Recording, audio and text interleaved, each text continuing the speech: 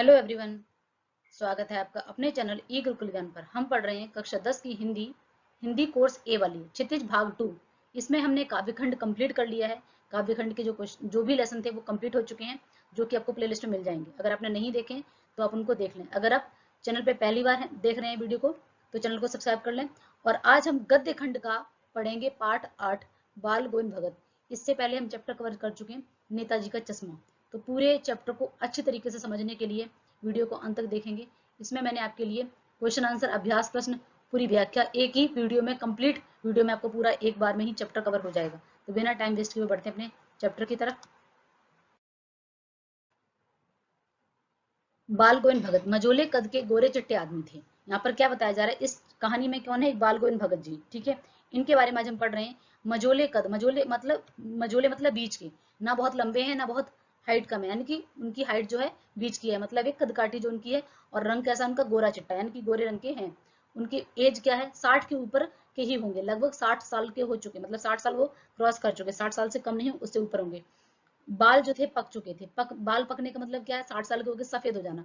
लंबी दाढ़ी और जटाजूट तो नहीं रखते थे, जैसे साधु संत रखते ना, लंबी लंबी दाढ़ी और ऐसा जटाजूट रखना, बालों का जूड़ा बना के, ऐसा कुछ नहीं रखते थे। किंतु हमेशा उनका चेहरा सफेद बालों से ही जगमगाता रहता था। मतलब उनके जो चेहरे पे दाढ़ी थी वो भी सफेद सफेद, हल्की लंबी लंबी दाढ़ी नहीं थी, लेकिन दाढ़ी जो थी हल्की हल्की दाढ़ी जो चमकती रहती थी, मतलब हल्की दाढ़ी उनके रहती थी, जो कि फेस पे चमकती रहती थी, जगमगाती रहती थी। कहने का मतलब क्या? सफेद सफेद दाढ़ी दिखती रहती थी। कपड़े बिल्कुल कम पहनते थे। कपड़े बिल्कुल कम पहनने का मतलब क्या है? आपने देखा होगा कबीरदास जी वगैरह को, वो उनके एक जनेऊ पड़ा रहता है और नीचे से उन्होंने धोती पहन रखी होती है। ठीक है, और दाढ़ी वाड़ी लगा के, उस तरीके से इनका भी पहनावा था। ऊपर कुर्ता वर्ता नहीं पहनते थे, बस एक नीचे से धोती पहनते थे, जो पुरुषों वाली धोती होती है वो पहना करते थे। कमर में एक लंगोटी मात्र और सिर पर कबीरपंथी सी कनपटी टोपी। अब यहाँ पर ध्यान देने वाली बात है, ये चीज कम कपड़े पहने मतलब क्या है? लंगोटी मात्र। जैसे आपने देखा गांव में लोग खेती में जो काम करने वाले कुछ लोग होते हैं, वो धोती बना के लंगोटी बना के इस तरीके से पहनते, बीच में से धोती को निकालना। धोती भी अलग अलग तरीके से पुरुषों में पहनी जाती है। तो इस तरीके की धोती पहनते थे और सिर पर वो कबीरपंथी, यानी कि कबीर को मानने वाले थे। बाल गोविंद भगत जी किसको मानते थे? कबीर को मानते थे। कबीर जो कनपटी, यानी कि उनके कान के पास से थोड़ी सी नीचे तक जो टोपी आती थी, उस तरीके की टोपी को वे पहना करते थे। जब जाड़ा आता, जाड़ा का अर्थ क्या है? सर्दी।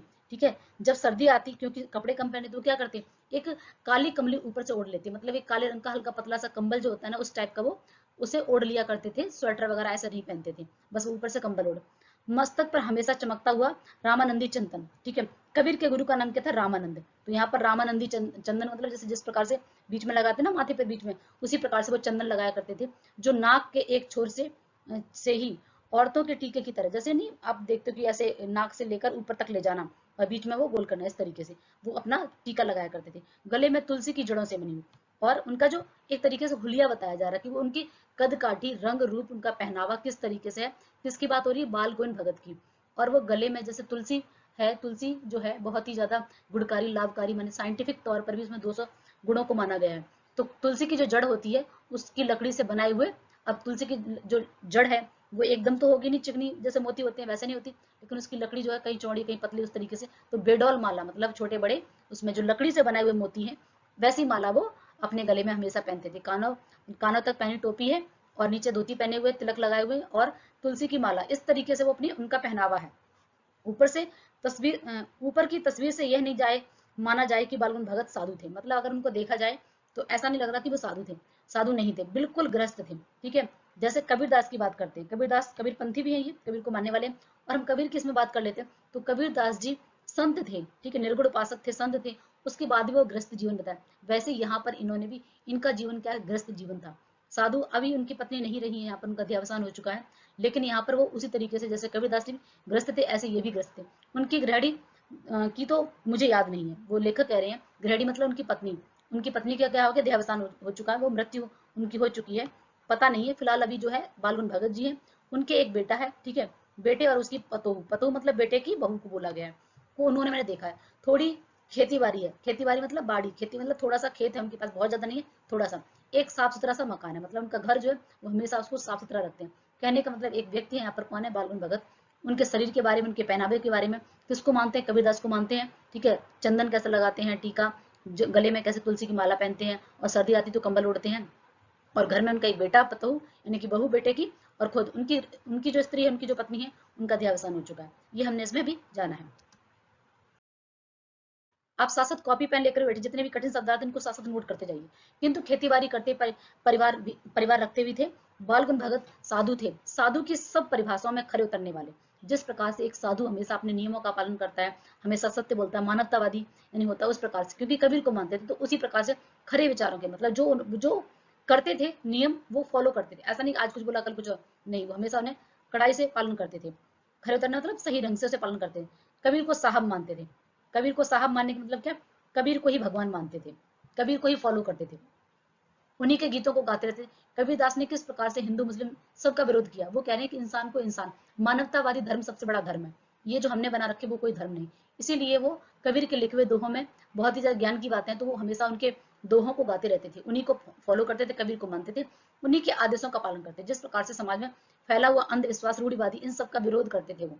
और ये हमें इसी चैप्टर में पता चलेगा किस प्रकार से उन्होंने अपने ही घर में उस समय समाज में जो बुराइयां थी उनको तोड़कर आगे बढ़ने की कोशिश की। आगे क्या बताया जा रहा है, कभी झूठ नहीं बोलते थे, खरा व्यवहार रखते थे। मतलब होता ना आदमी कई बार होता अपने झूठ नहीं बोलता, सच का सहारा लेके, तो इंसान थोड़ा सा खरा लगता है कि बड़ा कैसे बोल रहा है। मतलब वो हमेशा से सही सच बोलते थे और कभी झूठ नहीं बोलते थे। हमेशा कबीर के द्वारा जो दिए गए उपदेश थे उनको फॉलो करने की कोशिश करते थे। किसी से भी दो टूक बात करने में संकोच नहीं करते थे। मतलब किसी से भी वो बात करने में ऐसा नहीं होता कि छोटा व्यक्ति है बड़ा व्यक्ति है, इससे बात करूं ना करूं। उन्होंने समाज में समानता के भाव, जिस प्रकार कबीरदास ने समानता, ठीक है, सच्चाई, निर्गुण उपासक, इन सब का पालन किया, वैसे ये भी करते थे। न किसी को खाम खाम झगड़ा मोल लेते थे। जैसे होता है ना अक्सर कई बार लोग हंसी मजाक करते करते किसी झगड़ा कर दिया, कभी किसी को अपने मतलब के लिए बोलना, ऐसा नहीं। वो हर किसी से प्यार से बात करते थे, हर किसी का सम्मान करते, बेवजह किसी से भी वो किसी से भी लड़ाई झगड़ा नहीं करते थे। किसी को भी किसी की चीज नहीं छूते, और कहीं कुछ भी सामान पड़ा हो, कैसा भी किसी का सामान हो, किसी सामान को चोरी नहीं करते थे, छूते बिना ना बिना पूछे व्यवहार में लाते। और अगर कुछ आवश्यकता भी होती थी तो जब तक पूछ नहीं लेते तब तक उसको हाथ नहीं लगाते। इस नियम को कभी कभी इतनी बारीकी तक ले जाते कि लोगों को कौतूहल होता। मतलब कई बार तो होता कि इतनी आसान सी वस्तु, आसान सी चीज, उसके लिए भी ये पूछते थे, तो लोगों को आश्चर्य होता है। गांव में इस प्रकार के व्यक्ति को, तो गांव में सभी लोग उनके व्यक्तित्व से बहुत अधिक प्रभावित थे, सबको आश्चर्य होता था। कौतूहल मतलब आश्चर्य। कभी वह दूसरे के खेत में शौच के लिए भी नहीं बैठते थे। अक्सर आपने देखा होगा कि गांव में लोग चले जाते हैं इधर उधर, पहले शौचालय नहीं बने थे, तो इसलिए वो किसी के खेत में भी नहीं जाया करते थे।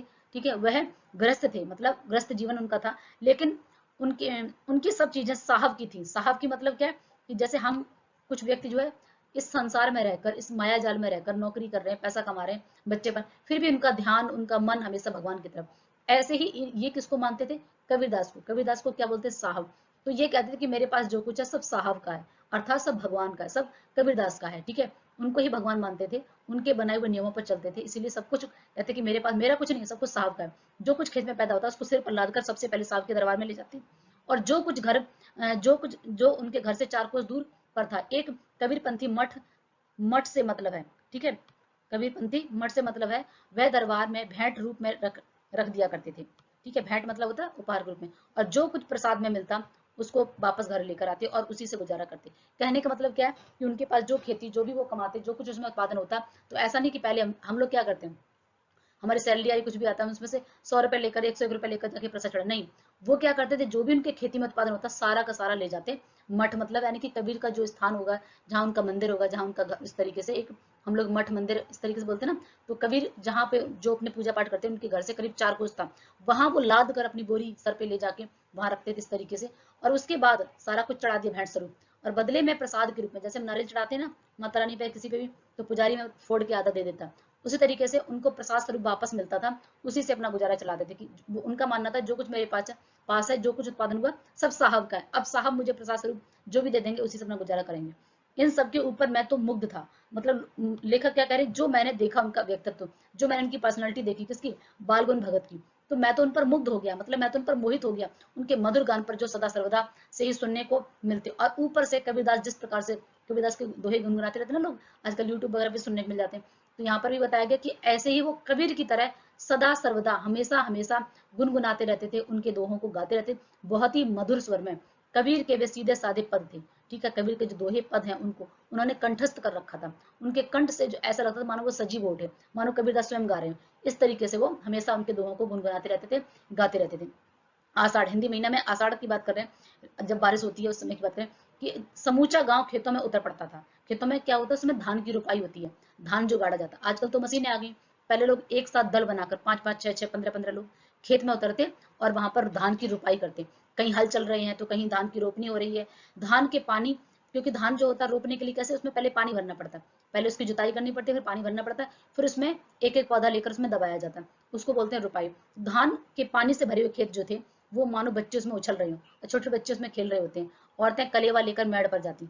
कलेवा का अर्थ क्या है कि पहले जो गांव में सारी की सारी हाउस वाइफ हुआ करती थी, उनके हस्बैंड, उनके भाई, उनके बच्चे सब खेतों में काम कर रहे हैं, तो वो क्या करते, सुबह सुबह निकल जाया करते थे लोग, क्योंकि फिर दिन में तेज धूप हो जाती थी। तो सुबह सुबह अर्ली मॉर्निंग तो नाश्ता वास्ता करके पीछे से लोग, पीछे से घर की महिलाएं जो है वो घर का काम खत्म करके खाना बना के खाना ले जाया करती है। और हर खेत की एक बाउंड्री होती है जिसे क्या बोलते हैं, मेड़, तो वो अपने मेड़ पर जहाँ पानी नहीं है वहां पर अपना खाना रख लिया करती थी,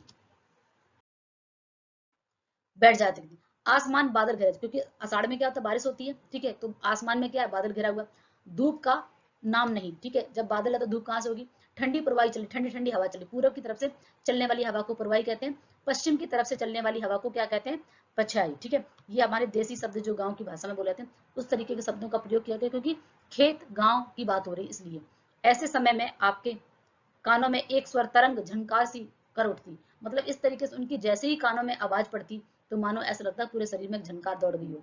ये कौन है, ये पूछना ना पड़ेगा, मतलब गांव के लोगों को तो जानते थे उनकी आवाज सुनकर कि उनकी इतनी सुंदर मधुर आवाज थी, जैसे ही कान में पड़ती तो अपने आप से एक अलग सी मधुरता आ जाती। ये कौन है, इसका पूछना ना पड़ेगा, क्योंकि ये कौन है, बाल गोविंद भगत, समूचा शरीर कीचड़ में लिथड़े, ठीक है। जिस प्रकार वो खेत में काम कर रहे हैं, पानी भरा हुआ मिट्टी, तो इतने मस्त हो जाते, इतने मन से काम करते कि पूरे शरीर पे कीचड़ लग गया। कीचड़ मतलब वही मिट्टी पानी लगा हुआ है। अपने खेत में रोपनी कर रहे हैं, रोपते रोपते लोग एक दूसरे का उत्साह बढ़ाने के लिए क्या करते, गाना गाया करते थे खेतों में। अब तो सब मशीनों से होता है, उस समय लोगों का जोश बना रहे काम करने से, मन ना उबे, थके ना, इसलिए लोग गाते थे। बट यहाँ पे बाल गुण भगत स्वयं गाते हैं, और उनकी आवाज बहुत ही मधुर है। उनकी उंगलियां एक एक करके धान के पौधों को पंक्तिबद्ध, ठीक है, उनको ऐसा नहीं धान आगे पीछे गाड़ देंगे, एक लाइन बना के इस तरीके से गाड़ा जाता है कि उनको बाद में फिर उनकी नराई वगैरह करने में आसानी हो। तो पंक्तिबद्ध जैसे लाइनें बनाते हैं, उस प्रकार से खेत में बिठा रही थी, मतलब उनको जमा रहे थे। उनका कंठ एक एक शब्द के संगीत को जीने पर चढ़ाकर कुछ ऊपर स्वर्ग की ओर भेज रहा था। मानो ऐसे लग रहा हो कि उनके कंठ से, यानी कि वो जो गाना गा रहे हैं, वो जो दोहे गा रही हैं, सीढ़ियों पर संगीत की, ठीक है, संगीत का उन्होंने जीना, जीना मतलब सीढ़ी, सीढ़ी पर बिठाकर स्वर्ग की ओर भेज रहे हैं। इतना स्वर जो है भगवान निर्गुण उपासक कबीर की जो साखी है, आत्मा परमात्मा साखी शब्द, ठीक है, इस प्रकार के दोहों को गा रहे हैं। मानो वो सीधा संदेश किसको भेज रहे हैं, परमात्मा को भेज रहे हैं। कुछ को इस पृथ्वी की मिट्टी में खड़े लोगों के कानों की ओर है, और क्या कह रहे हैं कि कुछ लोग वहां पर जो खड़े हैं साथ में, उनके कानों में बच्चे खेलते हुए झूम रहे हैं। मेड़ पर खड़ी औरतें के होंठ कांप रही हैं, होंठ कांपने मतलब क्या है, वो भी गुनगुनाने लग जाती हैं। ऐसा होता है ना, कोई गाना गा रहा हो तो हम भी गाने लगते हैं, झुंड में, दल में। तो ऐसा वो गाते हैं, इतना मधुर स्वर में गाते हैं कि जो भी है वो भी साथ में मस्त हो जाता है, झूमने लगता है। कोई गा रहा है तो कोई नाच रहा है, वे गुनगुनाने लगती हैं, ठीक है। औरतें भी, होठ कांपने का अर्थ क्या है कि वह भी गाने लगती हैं। हलवाओं के पैर ताल से उठने लगते हैं, मतलब एक तरीके से सब में उत्साह भर दे रहा है। बाल गौर भगत का जो गीत है, बच्चे खेलने लग जा रहे हैं, बाकी लोगों के हाथ तेजी से चलने लगते हैं काम करने के लिए। हल वाला जो अपने एक एक कदम बढ़ा के हल जोत रहा है, उसके भी पैर उठने लगते हैं। औरतें जो खाना लेकर आई हैं, वो भी उस वक्त गाने लगती हैं।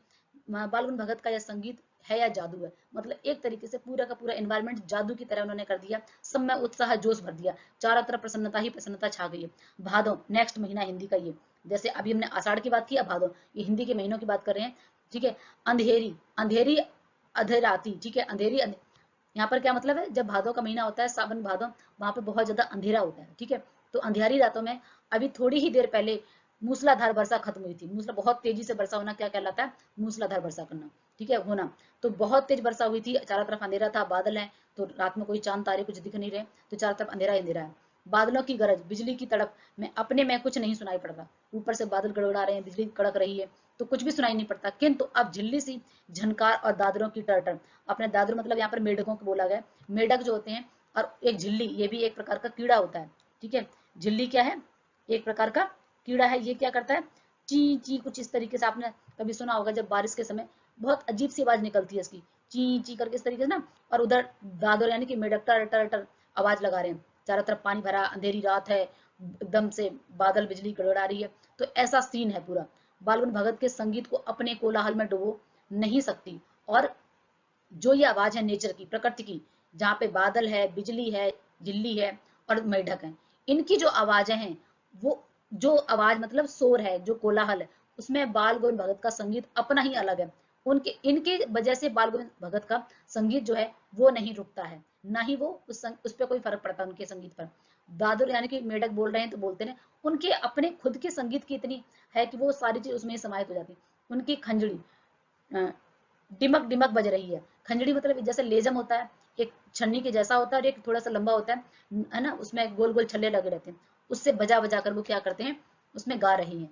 गोदी में पियावा चमक, ठीक है, वो गाना गा रहे हैं, गोदी में पियावा चमक, इस तरीके से वो खंजड़ी बजा बजा कर अपने ही, वो रात में गाना, सुबह गाना, खेत में काम करते समय गाना, वो खंजड़ी बजा बजा के गा रही है।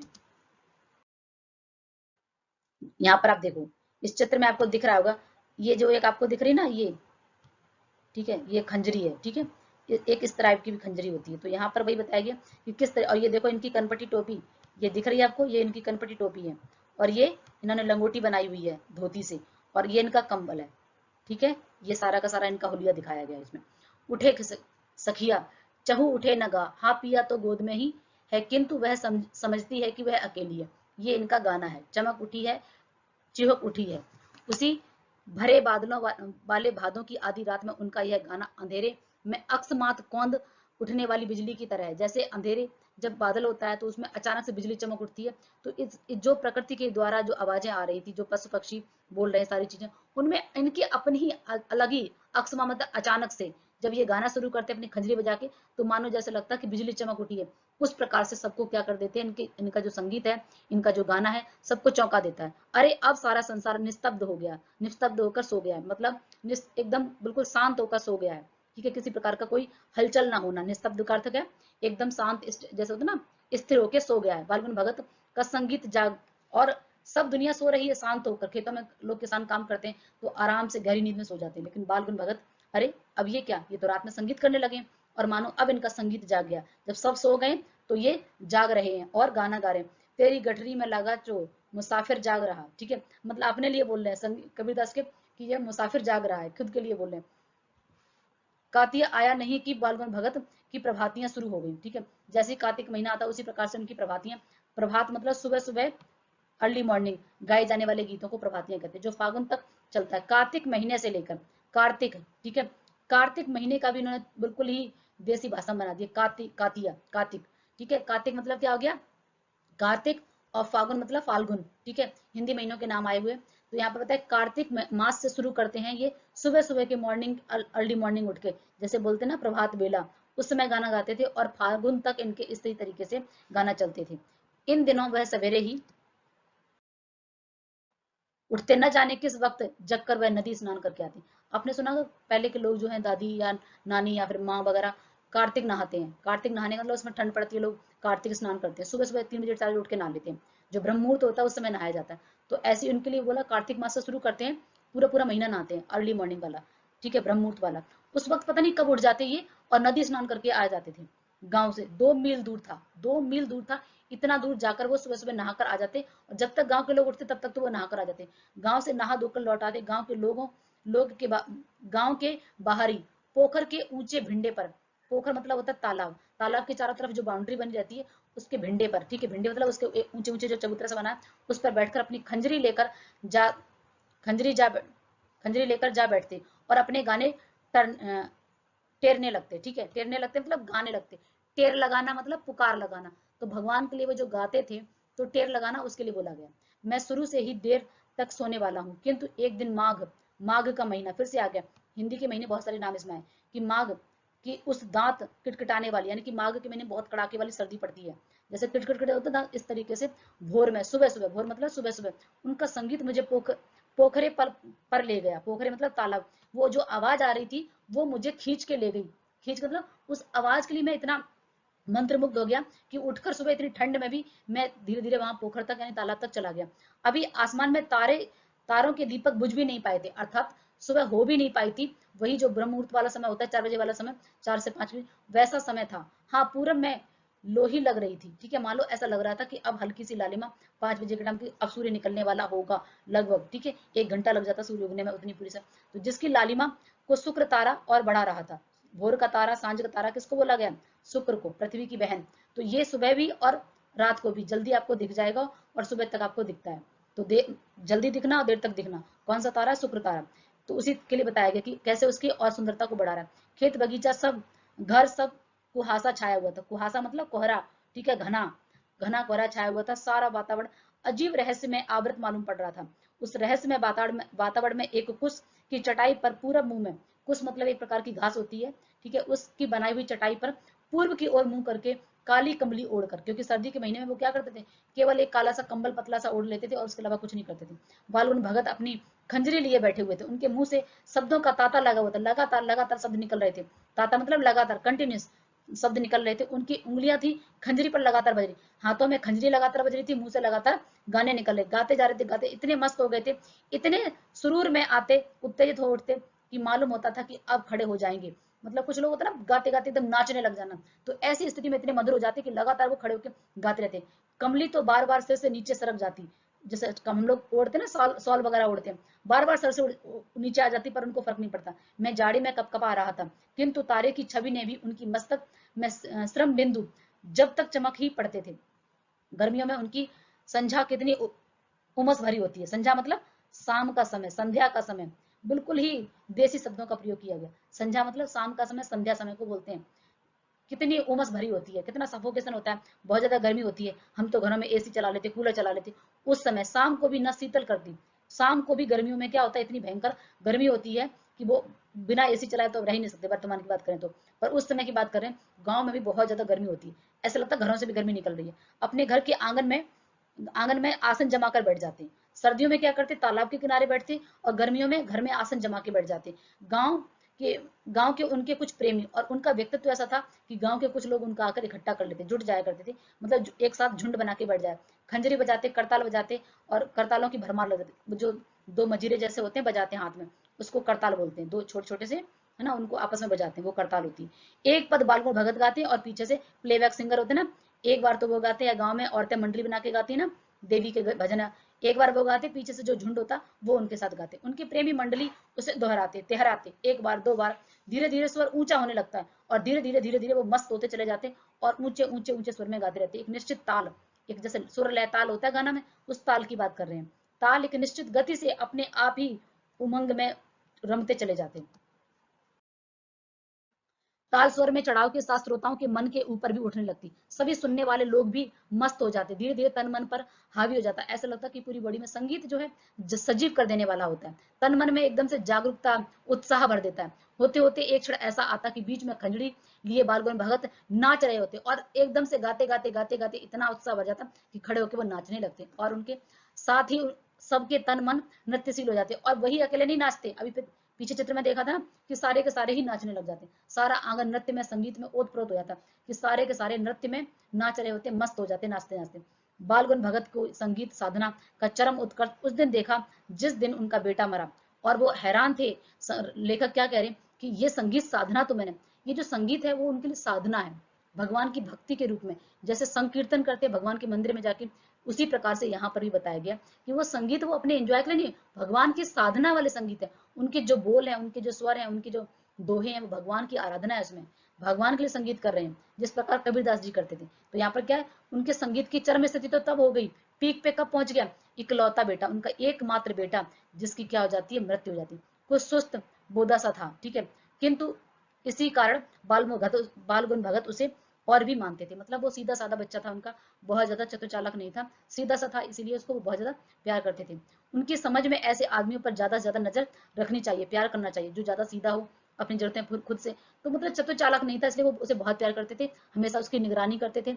और आज के समय में तो ऐसे लोगों को बुद्धू समझा जाता है कि तो पागल है, मूर्ख है ना, निगरानी रखते, मोहब्बत से ज्यादा हकदार, मतलब उसे बहुत ज्यादा उसे प्यार करते, इतना ज्यादा उसकी केयर करते, बड़े सादगी से उसकी शादी कराई थी, मतलब उन्होंने बहुत ही समझदारी के साथ, बहुत ही सुशील, जो कह सकते हो, उसकी पत्नी लाई थी, पतोहू बड़ी सुभग और सुशील थी, मतलब बहुत ही शांति के साथ उसने अपने बच्चों को प्यार किया, उसे संभाला, समझाया, और कह रहे कि और साथ ही साथ उसके लिए उन्होंने पत्नी भी बहुत ही सुशील संस्कारी पत्नी ढूंढी हुई थी। घर की पूरी प्रबंधिका बनकर भगत को बहुत कुछ दुनियादारी की निवृत्त कर दिया था। मतलब यहाँ पर क्या, उनकी पत्नी के बारे में कुछ पता ही नहीं, बहुत पहले शायद उनकी पत्नी मर गई थी, इसीलिए बताया गया कि उन्होंने खुद अपने बच्चों को संभाला, खुद अपने बेटे को संभाला है, प्रबंधिका मैनेजमेंट होता है, जिस प्रकार सास के बाद जब उसकी बहू आ जाती, बहू पूरे घर को संभालने लगती है, सास एक तरीके से फ्री हो जाती घर के कामों से।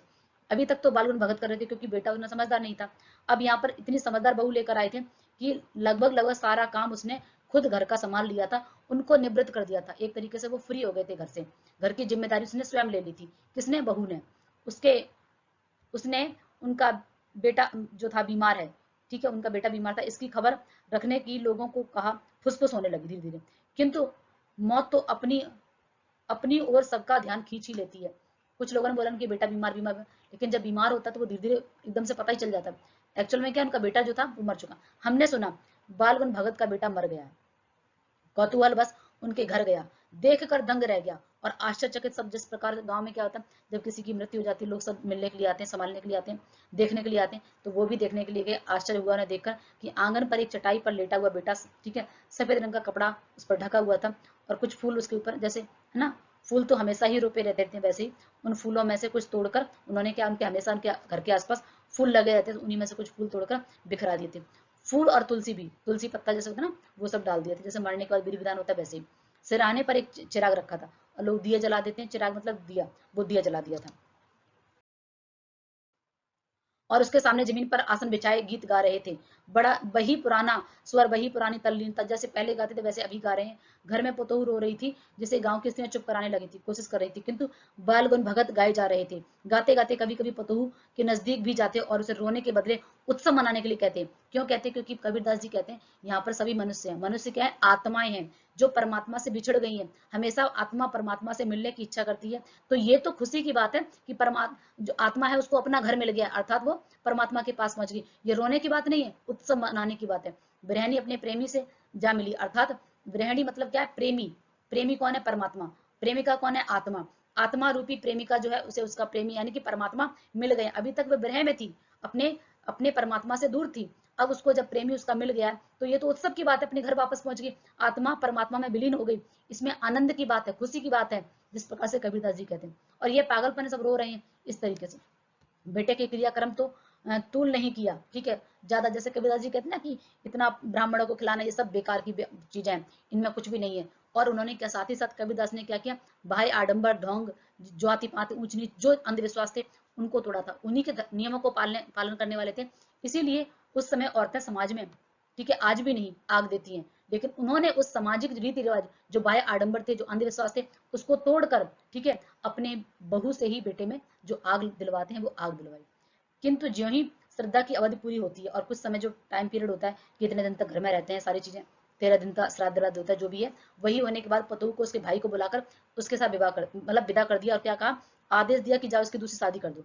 और इधर पतोह रो रो कर कहती कि मैं चली जाऊंगी तो आपका ध्यान कौन रखेगा? बुढ़ापे में भोजन बना के कौन देगा? बीमार पड़ गए तो कौन देगा? चुल्लू और पानी भी कोई, मतलब कोई भी नहीं देगा। कैसे? मैं नहीं जाऊंगी, मैं थोड़ा पानी पीकर ही, कुछ भी नहीं मिलेगा तो भी मैं आपके पैरों में ही पड़ी रहूंगी, आपकी सेवा करूंगी मैं यहाँ से, क्योंकि सुशील संस्कारी बहू थी। लेकिन बालगुन भगत हमेशा से खरे नियम का पालन करने वाले थे। निर्णय ले लिया तो ले लिया, क्योंकि बहू की उम्र अभी कम थी, इतना बड़ा जीवन था। उस समाज की परंपरा से हट के उन्होंने उससे आग दिलवाई, भाई को बुलाकर उसको घर से विदा कर दिया और कहा कि जाकर इसकी शादी कर दो। और उन्होंने अपनी ही बात पर अड़िग रहे। फाइनली बहू को उन्होंने क्या किया? भेज दिया।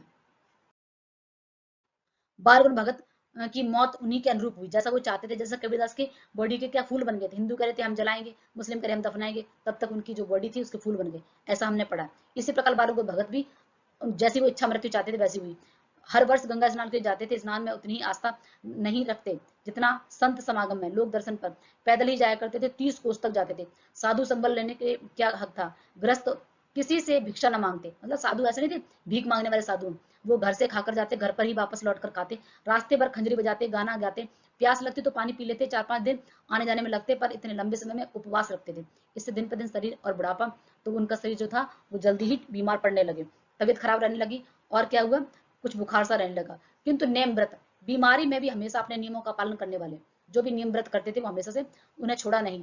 दोनों वही दोनों जून गीत, स्नान संध्या, खेती बाड़ी देखना और सारा घर का काम करना, खेती बाड़ी देखना, जो हमेशा से दिन दिन झीझने लगे, मतलब वो बीमार पड़ने लगे, कमजोर होने लगे। लगातार उनका शरीर कमजोर पड़ने लगा। नहाने धोने के समय में मना किया गांव के लोगों ने, पर वो नहीं माने, किंतु हंसकर टाल दिया करते। संध्या में गीत गाए, किंतु मालूम होता है कि तागा टूटा। तागा मतलब जो स्वर लय ताल, जो आवाज है वो आज उनकी टूट रही थी। संध्या समय में कोई आवाज नहीं आ रही थी, माला का एक एक दाना बिखर रहा था। जिस प्रकार से धागा टूट जाता है, ठीक है, तागा मतलब धागा, और माला कैसी होती, एक एक करके बिखर जाती। ऐसे ही उनके स्वर जो थे वो धीरे धीरे करके टूटने लगे। भोर में लोगों ने गीत नहीं सुना, सुबह उठ के गीत गाते थे, आसपास के लोगों को जब गीत सुनाई नहीं पड़ा तो देखा क्या, बाल गोविंद नहीं रहे, सिर्फ उनका पंजर पड़ा था, कमजोर शरीर यानी कि मृत शरीर पड़ा था, और वह मर चुके थे। ये हमने इसमें चैप्टर में जाना किस प्रकार की पर्सनैलिटी थी, कैसे कबीर को मानते थे। इसके साथ साथ ये आपके क्वेश्चन आंसर है, वीडियो को पॉज करके आप अपने नोट्स बना सकते हो, 1 से 2 बार वीडियो को सुनेंगे। उम्मीद है कि आपको चैप्टर पूरा अच्छे से समझ में आ गया होगा। और वीडियो को लाइक कर दें, दोस्तों के साथ शेयर कर दें। चैनल पे पहली बार अगर आप देख रहे हैं तो सब्सक्राइब कर दें, आई बटन को क्लिक कर दें, जिससे अब जो भी नई अपकमिंग वीडियो है वो आप तक आसानी से पहुंच सकें। Thank you.